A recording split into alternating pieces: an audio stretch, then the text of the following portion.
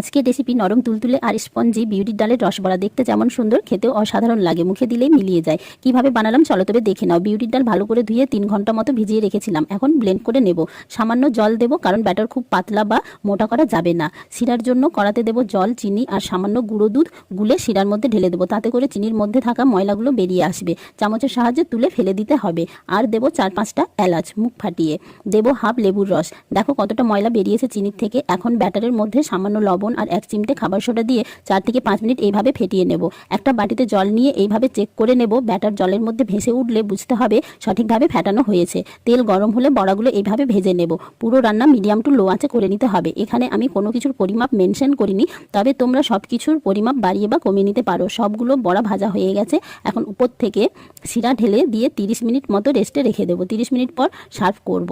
Recipe কেমন লাগলো জানিও। আর নতুন বন্ধুদের কাছে অনুরোধ রইল চ্যানেলটিকে সাবস্ক্রাইব করে পাশে থাকার জন্য।